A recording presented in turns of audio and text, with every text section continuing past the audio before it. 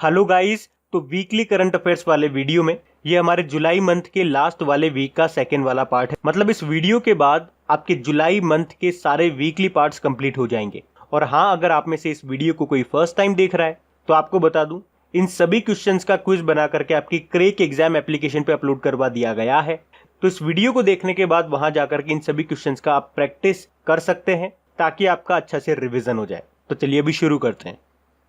तो पहला प्रश्न है, हाल ही में जारी वैश्विक वन संसाधन मूल्यांकन में भारत किस स्थान पर रहा है? तो भारत तीसरे स्थान पर आए। तो अभी फूड एग्रीकल्चर ऑर्गेनाइजेशन ने ग्लोबल फॉरेस्ट रिसोर्सेज असेसमेंट यानी कि वैश्विक वन संसाधन मूल्यांकन में बताया है कि पिछले एक दशक में यानी कि 2010 से लेकर 2020 तक में वन क्षेत्रों में वृद्धि करने वाले टॉप 10 देशों में भारत को तीसरा स्थान मिला है। तो फूड एग्रीकल्चर ऑर्गेनाइजेशन हर 5 साल में ये रिपोर्ट निकालता है, ये मूल्यांकन करता है। तो इसमें बताया है कि भारत में जो वन क्षेत्र है उसमें वृद्धि रही है 0.38% की, यानी कि 2,66,000 हेक्टेयर फॉरेस्ट एरिया बढ़ा है।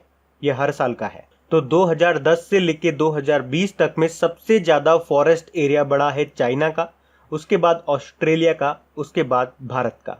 रिपोर्ट जारी की है फूड एग्रीकल्चर ऑर्गेनाइजेशन ने। तो इसे याद रखो, इसका हेडक्वार्टर कहां पर है? रोम, इटली में है। और इसके डायरेक्टर जनरल पिछले साल नए बने थे, क्यू डोंगू नाम है उनका। और इसकी स्थापना कब हुई थी? 16 अक्टूबर 1945 को। इसीलिए वर्ल्ड फूड डे हम 16 अक्टूबर को मनाते हैं और नेशनल फूड डे मनाते हैं 24 अक्टूबर। 24 अक्टूबर को आपको याद होगा वर्ल्ड पोलियो डे भी होता है और यूनाइटेड नेशन डे भी होता है। फिर है, हाल ही में जारी सबसे अधिक सर्वेक्षण वाले शहरों की सूची में टॉप पे कौन सा शहर रहा है? तो आंसर होगा ताइयुआन, जो कि चाइना का है। तो अभी ब्रिटेन में स्थित एक टेक रिसर्च फर्म कंपैरिटेक ने एक लिस्ट जारी की है जिसमें बताया है कि 1000 लोगों पर 119 सीसीटीवी कैमरे लगाए गए हैं, जिसके साथ चाइना का ताइयुआन टॉप पे रहा है। और दूसरे स्थान पे कौन रहा है? तो 1000 लोगों के लिए 92 सीसीटीवी कैमरे के साथ चाइना का वुशी दूसरे स्थान पर रहा है, जबकि लंदन 1000 लोगों पर 67 कैमरों के साथ तीसरे स्थान पर रहा है। और भारत का हैदराबाद 1000 लोगों के लिए 29 कैमरों के साथ 16वें स्थान पर रहा है। यानी कि टॉप 20 के अंदर भारत का ये एकमात्र शहर है हैदराबाद। उसके बाद चेन्नई आता है फिर 21 नंबर पे, दिल्ली आता है 33 नंबर पे। फिर एक कौन सा देश विश्व की पहली double container electric rail line tunnel तैयार कर रहा है? तो आंसर होगा भारत। तो भारत दुनिया का पहला इलेक्ट्रिफाइड रेल टनल बना रहा है डबल स्टेक कंटेनर ट्रेन के लिए। और इसकी जो लंबाई होगी वो होगी 1 किलोमीटर की। और कहाँ बनाया जा रहा है? यह हरियाणा में सोहना के पास अरावली हिल्स की पहाड़ियों के अंदर बनाया जा रहा है। और ये जो सुरंग होगी, ये जो टनल होगा, इतना चौड़ा होगा, इतना ऊंचा होगा कि इसके अंदर से डबल डेकर की 2 मालगाड़ियां 100 किलोमीटर प्रति घंटे की रफ्तार से दौड़ सकेगी। अच्छा, यहाँ से एक और प्रश्न आपका पूछा जा सकता है कि इस सुरंग का आकार क्या होगा? तो डी शेप की है ये। और ये जो टनल है ये हरियाणा के मेवात और गुरुग्राम जिले को जोड़ती है। अब रेलवे से कुछ इंपॉर्टेंट क्वेश्चन मैं आपको बताता हूँ। पहले आप मुझे बताओ कि भारतीय रेलवे कब तक अपने आप को इलेक्ट्रीफाइड विद्युतीकृत कर लेगा? तो आंसर होगा 2030 तक। उसके अलावा याद रखना, भारत का पहला केबल रेल ब्रिज ये कहाँ पे बनाया जा रहा है? जम्मू कश्मीर में। और इसका नाम क्या है?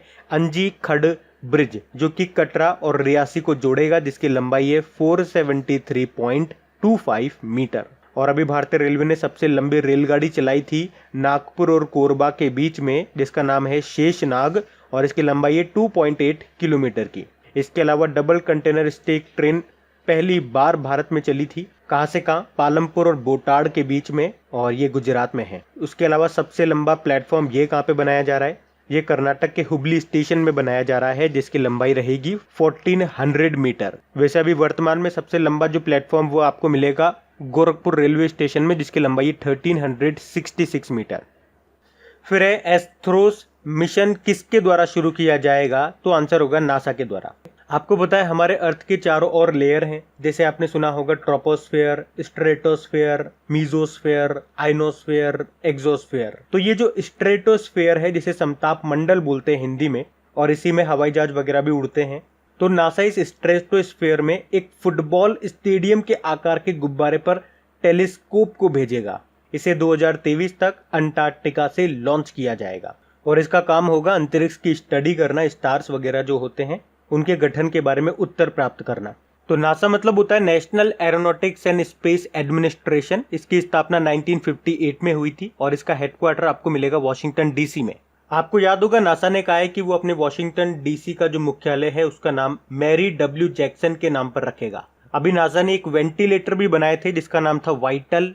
नासा के अध्यक्ष का नाम है जिम ब्रिडस्टीन और इसका मोटो है for the benefit of all.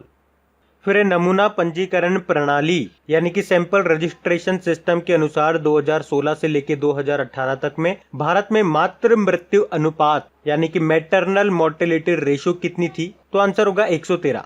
तो भारत के रजिस्ट्रार जनरल द्वारा जारी सैंपल रजिस्ट्रेशन सिस्टम के अनुसार 2016 से 2018 तक भारत में मातृ मृत्यु अनुपात यानी कि मैटरनल मोर्टेलिटी रेशो घट करके 113 रह गई है, जबकि 2015 से लेकर 2017 तक में ये रेशो 122 था और उससे पहले 2014 से लेकर 2016 तक में ये रेशो 130 था। और अगर परसेंट वाइज बात करेंगे तो 7.4% कम हो गया है मातृ मृत्यु अनुपात।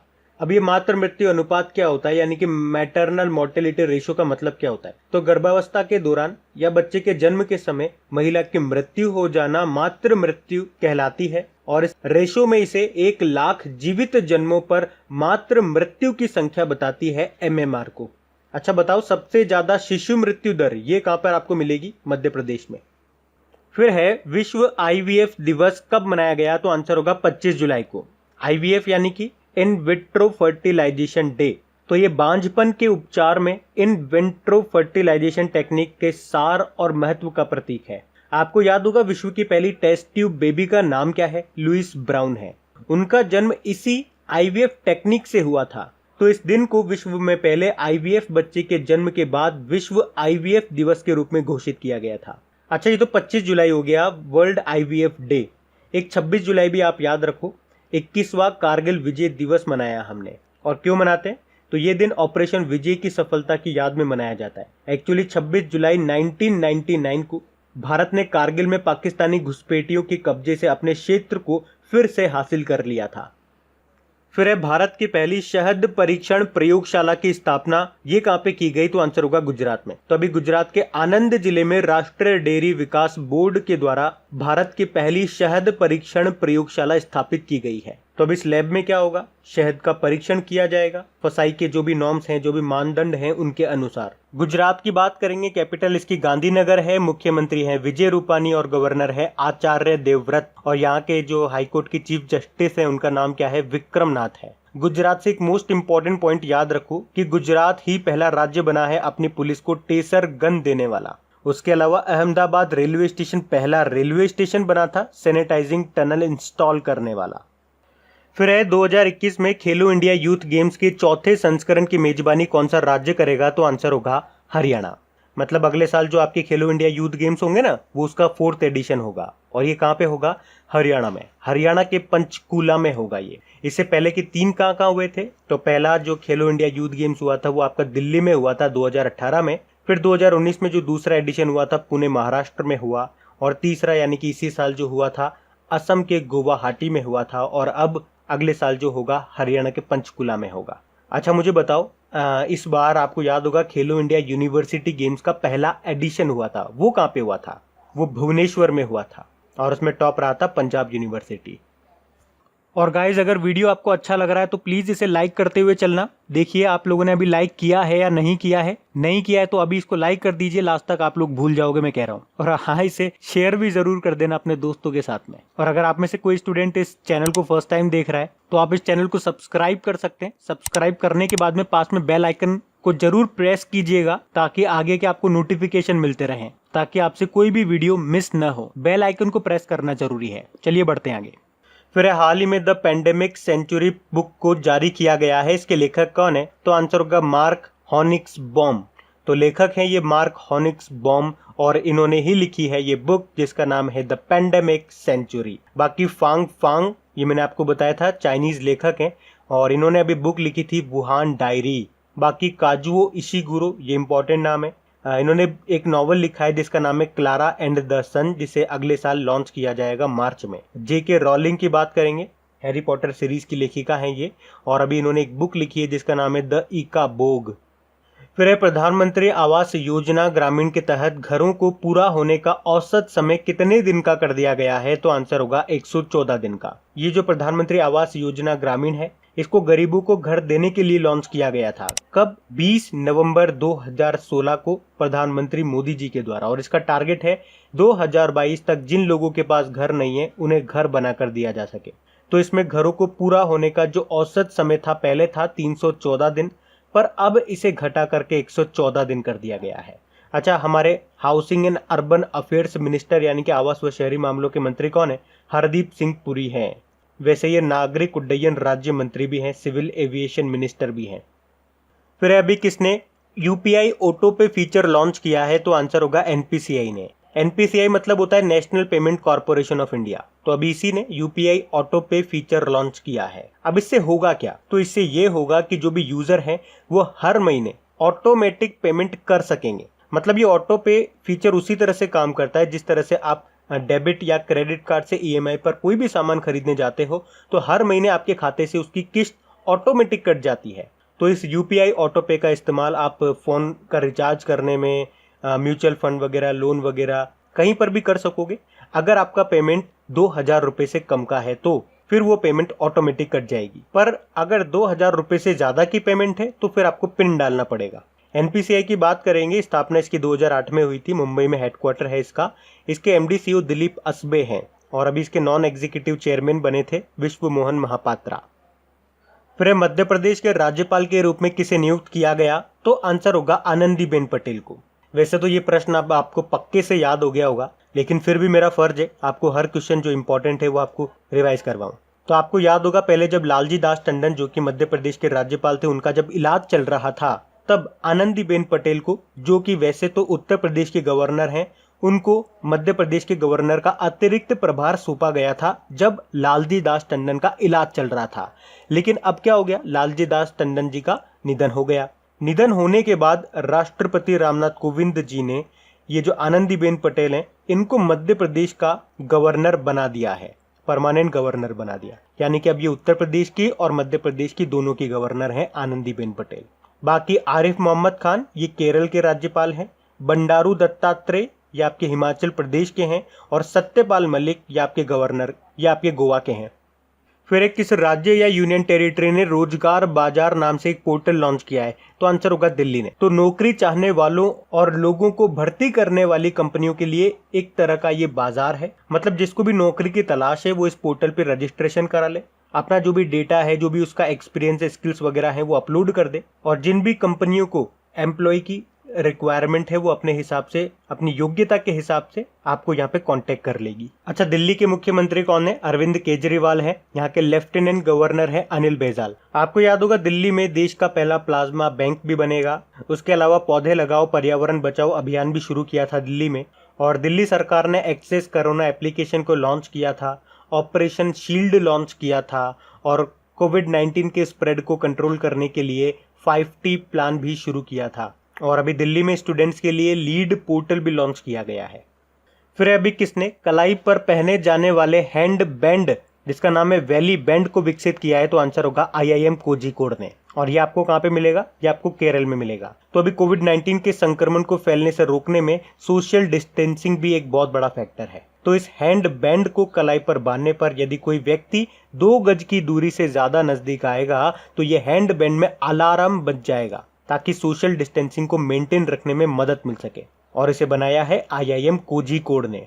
अच्छा, इसी तरह से आपको याद होगा इटली ने भी सोशल डिस्टेंसिंग को मेंटेन करने के लिए एक ब्रेसलेट बनाया था जिसका नाम था आई फील यू ब्रेसलेट, जिसे बनाया था IIT ने। IIT मतलब इटालियन इंस्टीट्यूट ऑफ टेक्नोलॉजी ने। और कोझिकोड से आपको याद आता होगा दुनिया का पहला इंटरनेशनल वुमेन ट्रेड सेंटर ये स्थापित किया गया है केरल के कोझिकोड में ही। फिर अभी हाल ही में किस राज्य या यूनियन टेरिटरी में सड़कों में सुधार के लिए मैक्डमाइजेशन प्रोग्राम शुरू हुआ है? तो आंसर होगा जम्मू कश्मीर में। तो अभी जम्मू कश्मीर के पहले लेफ्टिनेंट गवर्नर जो हैं गिरीश चंद्र मुर्मू, उन्होंने जम्मू कश्मीर की 100% सड़कों पर तारकोल बिछाकर टूटी फूटी सड़कों को बिल्कुल सही करने के लिए एक अभियान शुरू किया है जिसका नाम है मैग्डमाइजेशन प्रोग्राम। यहाँ पे मैग्डम का मतलब होता है तारकोल। जम्मू कश्मीर की बात है तो हमने कहा कि इसके पहले लेफ्टिनेंट गवर्नर का नाम है गिरीश चंद्र मुर्मू। और अभी आपको याद होगा जम्मू कश्मीर की जो चेनानी नाशिरी सुरंग है, और ये जो है ये सबसे लंबी रोड सुरंग है भारत की, जिसकी लंबाई है 9.2 किलोमीटर।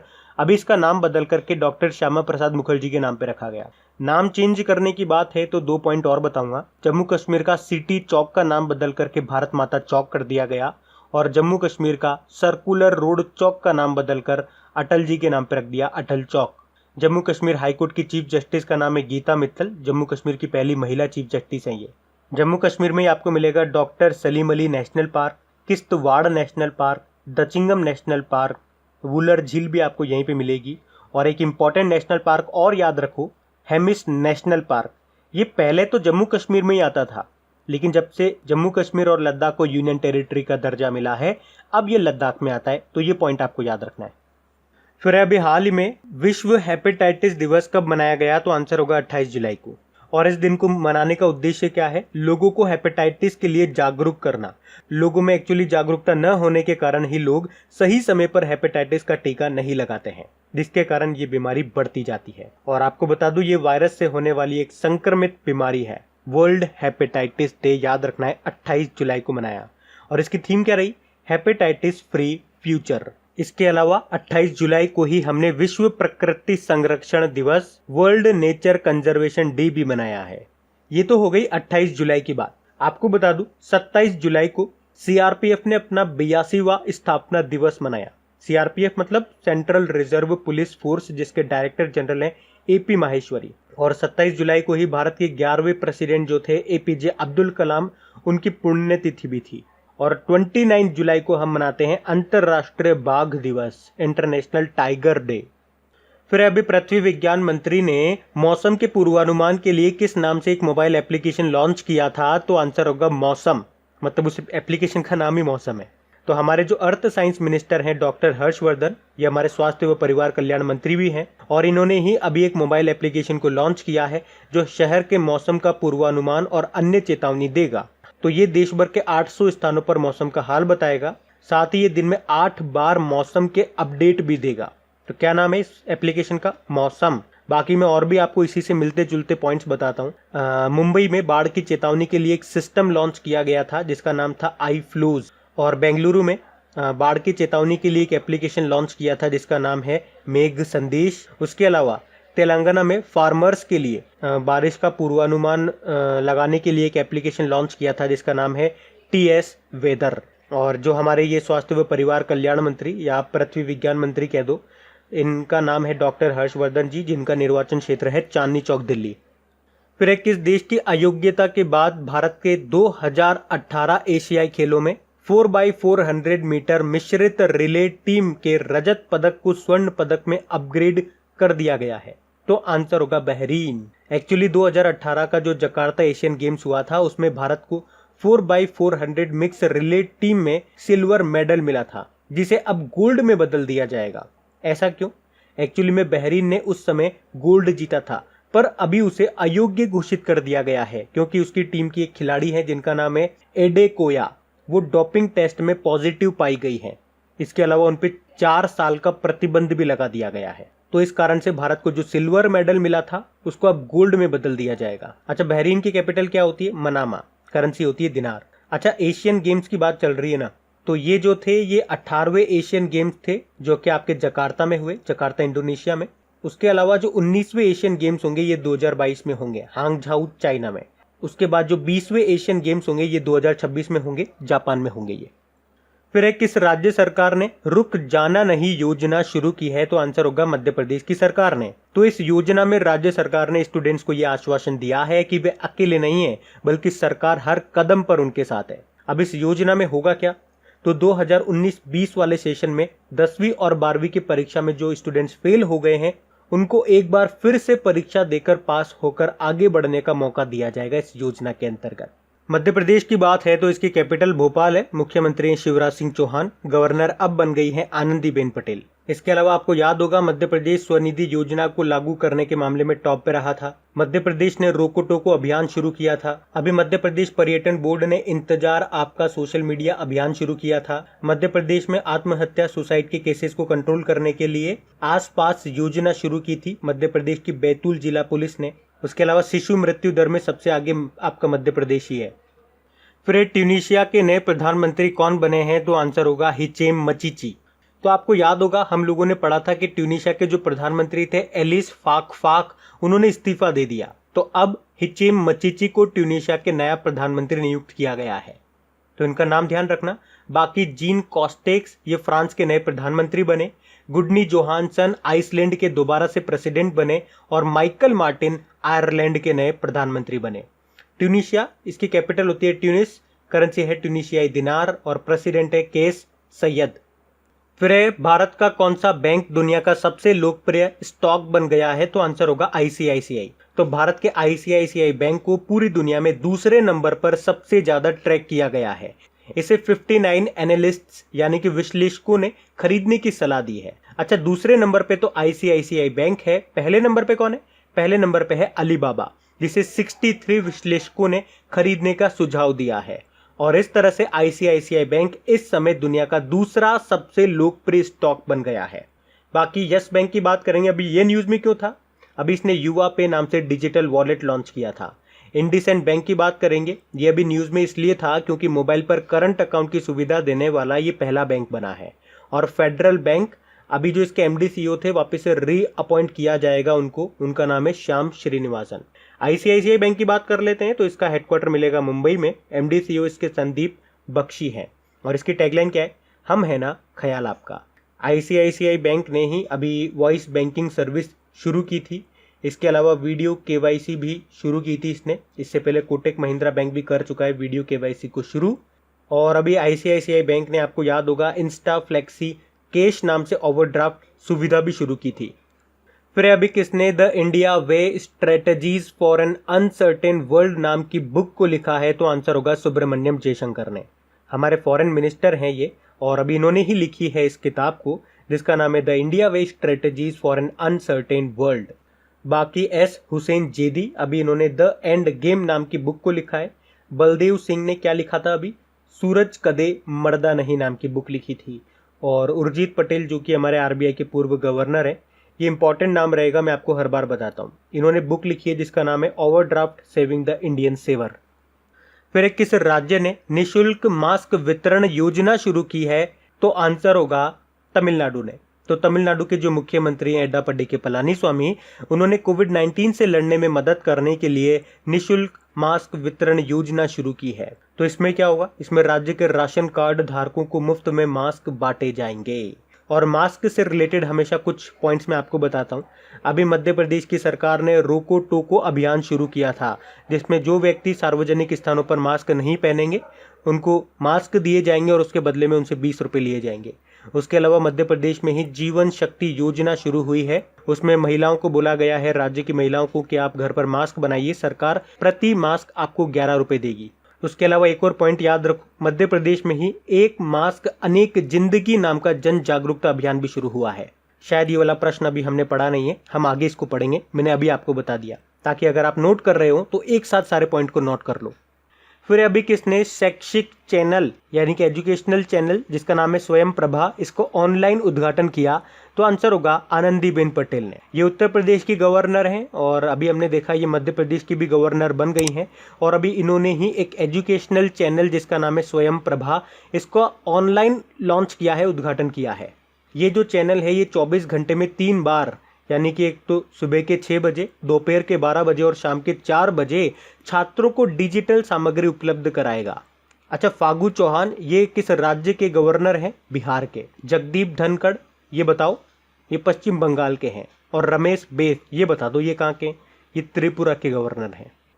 फिर एक quest for restoring financial stability in India नाम की बुक को किसने लिखा है? तो आंसर होगा विरल आचार्य ने। तो आरबीआई के पूर्व डेप्यूटी गवर्नर थे ये, और आपको याद होगा कुछ समय पहले इन्होंने इस्तीफा दे दिया था। और अभी इन्होंने ही ये बुक लिखी है जिसका नाम है quest for restoring financial stability in India. तो ये याद रखना, बाकी उर्जित पटेल के बारे में हम पढ़ चुके हैं। इन्होंने अभी कौन सी बुक लिखी थी, आरबीआई के पूर्व गवर्नर हैं ये। इन्होंने बुक लिखी थी overdraft saving the Indian saver. और सुब्रमण्यम जयशंकर हमारे विदेश मंत्री हैं, इन्होंने अभी बुक लिखी थी the India way strategies for N uncertain world. फिर है आईआरसीटीसी ने किसके साथ मिलकर के को branded contact lens credit card launch किया है, तो आंसर होगा एसबीआई कार्ड ने। तो आईआरसीटीसी और एसबीआई कार्ड ने रुपे प्लेटफॉर्म पर एक नया को branded contact lens credit card launch किया है, जो यूजर को पॉइंट ऑफ सेल मशीन वो होती है जिस पे कार्ड आप स्वाइप करते हैं, तो इस पे स्वाइप करने की बजाय मशीनों पर कार्ड टैप करके अपने लेन देन को पूरा करने में सक्षम बनाएगा ये कार्ड। अच्छा, बैंक ऑफ बड़ौदा भी न्यूज में क्यों था? इसने Insta click saving account launch किया था। और आईसीआईसीआई बैंक की बात करेंगे तो इसने इंस्टा फ्लेक्सी कैश नाम से ओवरड्राफ्ट सुविधा शुरू की थी। करूर वैश्य बैंक के नए एमडी सीईओ बन गए हैं रमेश बाबू। अच्छा, आईआरसीटीसी का मतलब क्या होता है? Indian railway catering and tourism corporation. और अभी आपको याद होगा एसबीआई कार्ड के नए एमडी सीईओ बने थे, कौन बने थे? अश्विनी कुमार तिवारी बने थे। फिर अभी लखनऊ में एक सड़क और चौक का नाम किसके नाम पर रखा गया है, तो आंसर होगा लालजी दास टंडन जी के नाम पे। हमने पढ़ा था मध्य प्रदेश के पूर्व गवर्नर थे, इनका निधन हो गया अभी, और मध्य प्रदेश का भी गवर्नर बना दिया गया आनंदीबेन पटेल को। अच्छा, ये चौक चौराया का नाम बदल करके क्या करा गया? लालजी टंडन चौराया करा गया। और लखनऊ हरदोई रोड का नाम टंडन मार्ग रखा गया है। अच्छा, शायद आपको इसी तरह से याद होगा लखनऊ में ही हजरतगंज चौराहे का नाम अटल जी के नाम पर रखा गया था। कुछ और पॉइंट्स मैं आपको बताता हूं जो आपके न्यूज में थे। डॉक्टर श्यामा प्रसाद मुखर्जी, अभी इनके नाम पे आपको याद होगा झारखंड में एक इंस्टीट्यूट है, इंडियन एग्रीकल्चर रिसर्च इंस्टीट्यूट का नाम रखा गया। और जम्मू कश्मीर का चेनानी नाशेरी सुरंग का नाम रखा गया। कोलकाता बंदरगाह का नाम रखा गया। इनके नाम पे वैसे एक स्टेडियम भी है जो आपको गोवा में मिलेगा। अरुण जेटली जी के नाम पे अभी आपको याद होगा, लेटेस्ट न्यूज बताता हूँ, वैसे तो आपको याद है ही सही, फिरोज शाह कोटला स्टेडियम का नाम इनके नाम पे रखा गया है दिल्ली में। लेटेस्ट न्यूज क्या है? राज्यसभा में कर्मचारी कल्याण योजना शुरू की गई है इनके नाम पे। और एक इंस्टीट्यूट का नाम भी है इनके नाम पे, national institute of financial management Faridabad, उसका नाम भी अरुण जेटली के नाम पे रखा है। फिर है भारत की पहली सौर ऊर्जा संचालित नौका ने जीता है गुस्तावे ट्रवे अवार्ड, उसका नाम क्या है? उस नौका का नाम क्या है? आंसर होगा आदित्य। तो भारत की पहली सौर ऊर्जा संचालित नौका है ये आदित्य, और इसी ने इलेक्ट्रिक बोट्स और बोटिंग में उत्कृष्टता के लिए प्रतिष्ठित गुस्तावे ट्रवे अवार्ड जीता है। इस गुस्तावे ट्रवे अवार्ड के बारे में आपको बता दूं, इस अवार्ड को पहली बार दिया गया है, जो दुनिया का एकमात्र ऐसा सम्मान है जिसे किसी ऐसे व्यक्तियों और कंपनियों को दिया गया है जो अत्याधुनिक इलेक्ट्रिक नौकाओं का निर्माण और नवाचार करने में लगे हुए हैं। नवाचार मतलब इनोवेशन। फिर एक किसने premier leagues golden boot football award जीता है, तो आंसर होगा जेमी वर्डी ने। तो लिसेस्टर सिटी के स्ट्राइकर हैं ये जेमी वर्डी, और इन्हीं को 2019-20 सीजन में 23 गोल करने के लिए premier leagues golden boot football award से नवाजा गया है। और इस तरह से ये प्रीमियर लीग में गोल्डन बूट जीतने वाले सबसे उम्रदराज खिलाड़ी भी बन गए हैं। बाकी लियोनेल मेसी, अभी हमने पढ़ा था, रिकॉर्ड 7वीं बार पिचिची अवार्ड जीता था इन्होंने। उसके अलावा इसी साल की स्टार्टिंग में हमने पढ़ा था दुनिया के बेस्ट फुटबॉलर चुना गया था इनको, और इन्हें रिकॉर्ड 6ठी बार बैलन डी और पुरस्कार भी मिला था। ये दिसंबर या जनवरी की बात है। फिर अभी 500 टेस्ट विकेट लेने वाले 7वें गेंदबाज कौन बन गए हैं, तो आंसर होगा स्टुअर्ट ब्रॉड। तो इंग्लैंड के क्रिकेटर हैं ये स्टुअर्ट ब्रॉड, और अभी ये टेस्ट क्रिकेट में 500 विकेट लेने वाले 7वें गेंदबाज बन गए हैं। अच्छा, इस सूची में पहले नंबर पे कौन है? श्रीलंका के मुथैया मुरलीधरन, 800 टेस्ट विकेट ले चुके हैं ये। फिर अभी पृथ्वी विज्ञान मंत्रालय ने लाइफ टाइम उत्कृष्टता पुरस्कार से किसे सम्मानित किया, तो आंसर होगा प्रोफेसर अशोक साहनी को। एक्चुअली भी अर्थ साइंस मिनिस्ट्री ने पृथ्वी प्रणाली विज्ञान में उत्कृष्टता के लिए पृथ्वी विज्ञान मंत्रालय राष्ट्रीय पुरस्कार के विजेताओं की घोषणा की है। तो अलग अलग क्षेत्रों में वैज्ञानिकों को या फिर इंजीनियरों को उनके द्वारा किए गए वैज्ञानिक योगदान के लिए ये अवार्ड दिए गए हैं, जिसमें प्रोफेसर अशोक साहनी को लाइफ टाइम एक्सीलेंस अवार्ड मिला है। बाकी ऑप्शन में अगर जाएंगे तो कला नारायण स्वामी, आपने पढ़ा होगा, भारतीय मूल की नर्स हैं, और इनको कोविड-19 सेवाओं के लिए सिंगापुर के राष्ट्रपति पुरस्कार से सम्मानित किया गया था। वेद प्रकाश दुदेजा की बात करेंगे, infra business leader of the year का अवार्ड मिला था। और कृतिका पांडे एशिया रीजन के लिए कॉमनवेल्थ शॉर्ट स्टोरी प्राइज जीता था इन्होंने। फिर फरवरी से लेकर जून 2020 के लिए नीति आयोग द्वारा रैंक किए गए आकांक्षात्मक जिलों की सूची में कौन सा जिला टॉप पे रहा है? तो आंसर होगा बीजापुर। तो छत्तीसगढ़ का है ये बीजापुर जिला, और इसने फरवरी से लेकर जून 2020 की अवधि के लिए नीति आयोग के द्वारा जारी आकांक्षात्मक जिलों की सूची में टॉप किया है। नीति आयोग में नीति का मतलब होता है national institution for transforming India. स्थापना इसकी 1 जनवरी 2015 को हुई थी। नई दिल्ली में हेडक्वार्टर मिल जाएगा आपको। इसके अध्यक्ष भारत के प्रधानमंत्री होते हैं। इसके उपाध्यक्ष हैं राजीव कुमार और सीईओ हैं अमिताभ कांत। फिर अभी हाल ही में क्लाइमेट चेंज पर यूनाइटेड नेशन के युवा एडवाइजरी ग्रुप के लिए किस भारतीय को चुना गया है?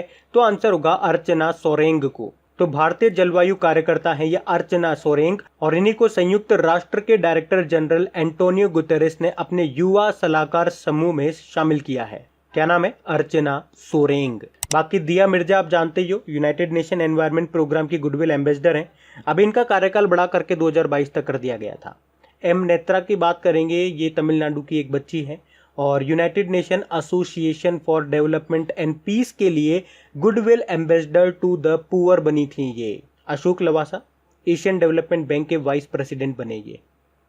फिर है मानव संसाधन विकास मंत्रालय का नाम बदल करके क्या कर दिया गया है? तो आंसर होगा शिक्षा मंत्रालय।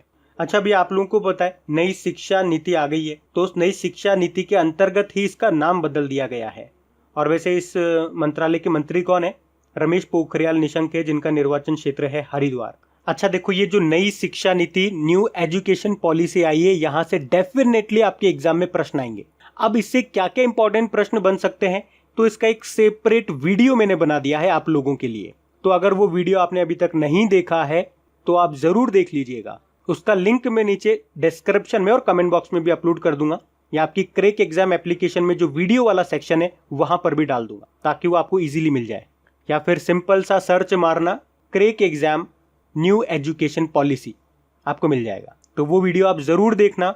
जितने भी मोस्ट इंपॉर्टेंट क्वेश्चन बन सकते हैं वो सारे मैंने एक ही वीडियो में इंक्लूड कर दिए हैं, और ज़्यादा बड़ा वीडियो भी नहीं है, और आपकी सारी चीज़ें भी क्लियर हो जाएगी। तो अभी बढ़ते हैं आगे। फिर एशियन इंफ्रास्ट्रक्चर इन्वेस्टमेंट बैंक के अध्यक्ष के रूप में किसे चुना गया है? तो आंसर होगा जिन ल्यूकन को। एक्चुअली में अभी तक जिन ल्यूकन ही एशियन इंफ्रास्ट्रक्चर इन्वेस्टमेंट बैंक के अध्यक्ष थे, पर अभी फिर से दूसरे कार्यकाल के लिए भी इनको अध्यक्ष चुन लिया गया है। इनका जो दूसरा कार्यकाल होगा वो 5 साल का होगा, जो कि 16 जनवरी 2021 से शुरू होगा। बाकी कार्मेन रेनहार्ट की बात करेंगे, वर्ल्ड बैंक की चीफ इकोनॉमिस्ट बनी है ये, और मार्केस ट्रायजो न्यू डेवलपमेंट बैंक के अगले अध्यक्ष बने हैं। बाकी थेरी डेलापोर्ट ये विप्रो के एमडी सीईओ बने थे। एशियन इंफ्रास्ट्रक्चर इन्वेस्टमेंट बैंक का हेडक्वार्टर आपको मिलेगा बीजिंग, चाइना में। फिर किसे पेटीएम मनी के सीईओ के रूप में नियुक्त किया गया है? तो आंसर होगा वरुण श्रीधर को। तो वरुण श्रीधर ये पेटीएम मनी के सीईओ बन गए हैं। बाकी राजेश भूषण की बात करेंगे, स्वास्थ्य मंत्रालय में नए सचिव बने ये।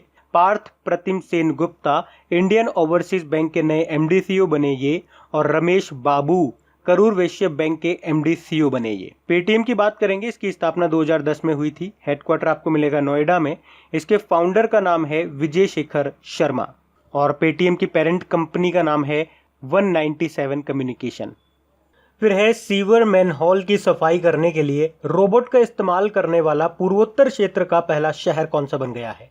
तो आंसर होगा गुवाहाटी। तो आपको याद होगा केरल की एक स्टार्टअप कंपनी है जेन रोबोटिक इनोवेशन, और इसी ने दुनिया में अपनी तरह का पहला ऐसा रोबोट बनाया था जो मैनहोल की सफाई कर सके, ताकि किसी सफाई कर्मचारी को गटर वगैरह में न जाना पड़े। और इस रोबोट का नाम रखा था क्या?